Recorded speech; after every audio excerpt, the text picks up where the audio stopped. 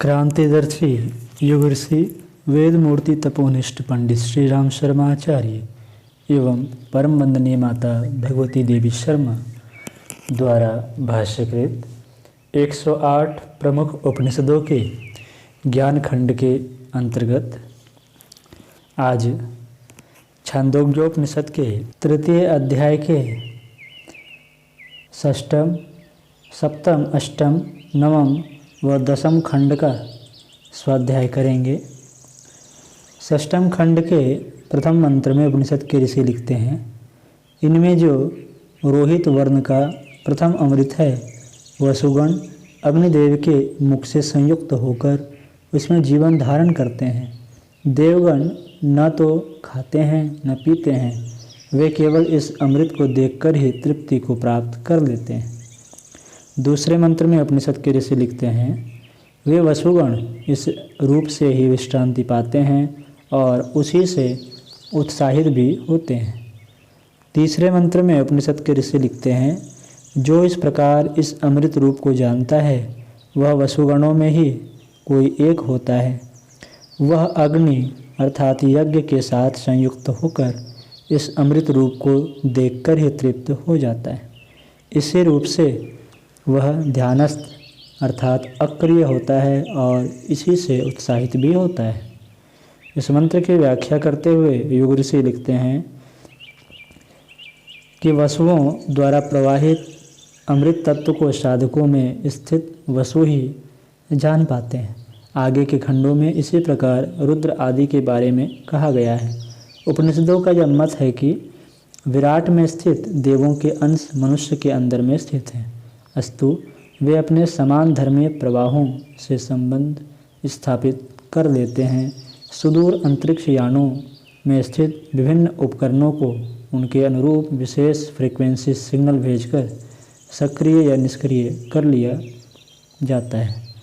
उसी प्रकार मनुष्य के अंदर स्थापित विशिष्ट सर्किट चक्र देव प्रवाह अंतरिक्षीय तत्सम प्रवाहों से जगत या गुप्त अवस्था को प्राप्त होता है। चौथे मंत्र में उपनिषद के ऋषि लिखते हैं, जब तक सूर्य अपने पूर्व पक्ष से उदित होता है और उसका पश्चिम भाग अस्त होता है, तब तक वसुगणों के अधिकार और स्वराज्य के भागों का उपभोग करता है। इस मंत्र की व्याख्या करते हुए युग ऋषि लिखते हैं, छठवें से 10वें खंड तक सूर्य के उदय एवं अस्त की प्रक्रिया में विभिन्न दिशाओं का उल्लेख किया गया है। अधिकांश आचार्यों ने उन दिशाओं को पृथ्वी की दिशाएं मानकर अर्थ करने के प्रयास किए हैं जो विवेक को संतुष्ट नहीं कर पाते। ये दिशाएं पृथ्वी की दिशाएं नहीं हैं, जैसा कि पूर्व खंडों में स्पष्ट लिखा है कि विशिष्ट दिव्य प्रवाहों की स्थापना सूर्य के विशिष्ट पूर्वादि नामक भागों में हुई है। यहाँ सूर्य के उन्हीं भागों से विशिष्ट अमृत प्रवाहों के प्रकट होने की बात कही गई है। आदित्य के पूर्व से उदय का भाव यह लिया जाना चाहिए कि जब आदित्य का पूर्व वाला भाग दृश्य होता है और पश्चिम वाला दृश्य अस्त होता है, उस समय तक वसुगणों का तथा उनसे संबद्ध अमृत प्रवाह का प्रभाव वातावरण एवं साधक पर रहता है। आगे के खंडों में भी इसी प्रकार सूर्य के अन्य दक्षिण पश्चिम आदि भागों के उदय अस्त का भाव लिया जाना उचित है। अब हम सभी सप्तम खंड का स्वाध्याय करेंगे। सप्तम खंड के प्रथम मंत्र में उपनिषद के ऋषि लिखते हैं, यह जो शुक्ल रूप द्वितीय अमृत है, रुद्रगण इंद्रदेव के नेतृत्व में संयुक्त होकर उसमें जीवन धारण करते हैं। वे देवगण न तो खाते हैं और न पीते हैं, वे इस अमृत रूप को देखकर ही तृप्त हो जाते हैं। दूसरे मंत्र में उपनिषद के ऋषि लिखते हैं, वे इस रूप को देखकर ही अक्रिय अर्थात ध्यानस्थ हो जाते हैं और इसी को देखकर उत्साहित भी होते हैं। तीसरे मंत्र में उपनिषद के ऋषि लिखते हैं, जो साधक इस प्रकार इस अमृत को जानता है वह रुद्रगणों में से कोई एक होकर इंद्रदेव के नेतृत्व में इस अमृत को देखकर तृप्त हो जाता है। वह इस रूप को देखकर ही अक्रिय हो जाता है और इसी को देखकर उत्साहित होता है। सप्तम खंड के अंतिम व चौथे मंत्र में उपनिषद के ऋषि लिखते हैं, जब तक आदित्य अपने पूर्व भाग से उदित होता है और पश्चिम से अस्त होता है, उससे दुगने समय तक उसका दक्षिण भाग उदित होता है और उत्तर भाग अस्त होता है, उतने समय तक वह साधक रुद्रगणों के ही अधिकार एवं स्वराज्य को प्राप्त होता है। अब हम सभी अष्टम खंड का स्वाध्याय करेंगे।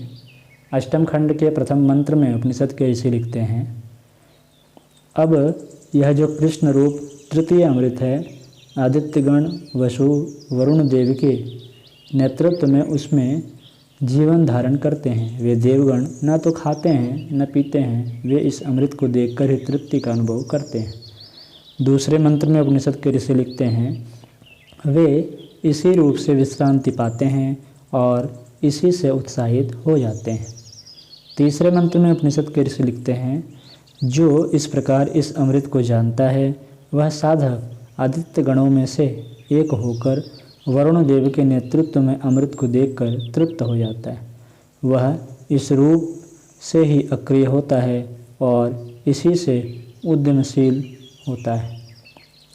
अष्टम खंड के अंतिम व चौथे मंत्र में उपनिषद के ऋषि लिखते हैं, वह सूर्य जब तक दक्षिण भाग से उदित होता है और उत्तर भाग से अस्त होता है, उससे दुगने समय तक पश्चिम भाग से उदित होता और पूर्व भाग से अस्त होता है, उतने समय तक वह साधक आदित्य गणों के ही अधिकार एवं स्वराज्य को प्राप्त होता है।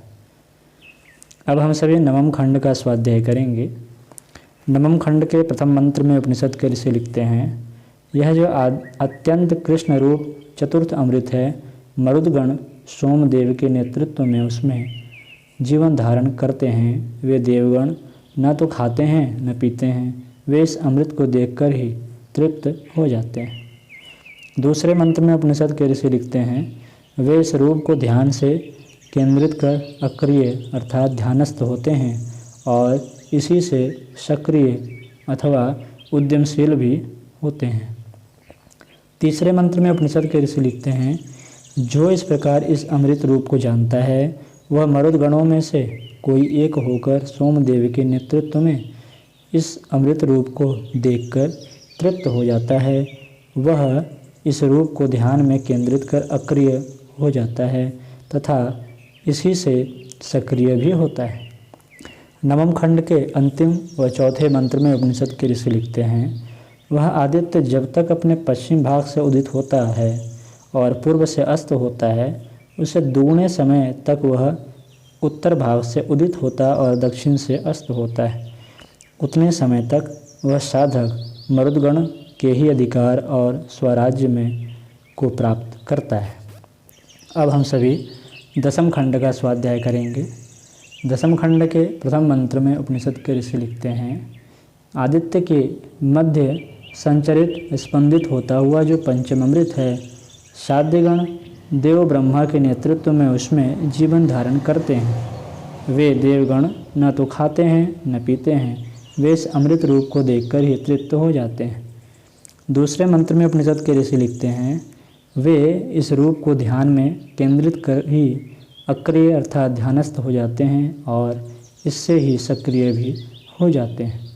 तीसरे मंत्र में उपनिषद के ऋषि लिखते हैं, जो साधक इस प्रकार इस अमृत को जानता है, वह साध्य गणों में से एक होकर देव ब्रह्मा के नेतृत्व में इस अमृत को देखकर तृप्त हो जाता है। वह इस रूप को ध्यान में केंद्रित कर अक्रिय हो जाता है और इसी से वह सक्रिय भी हो जाता है।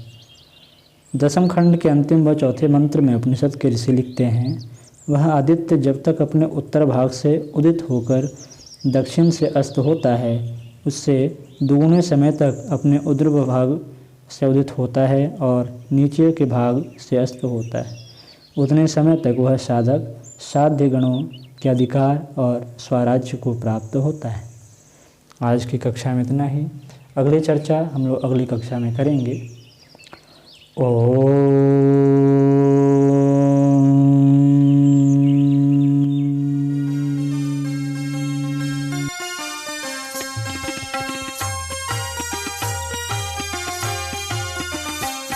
चलो गुरुदेव के सपने सजाने की शपथ ले लें, चलो गुरुदेव सपने सजाने की शपथ।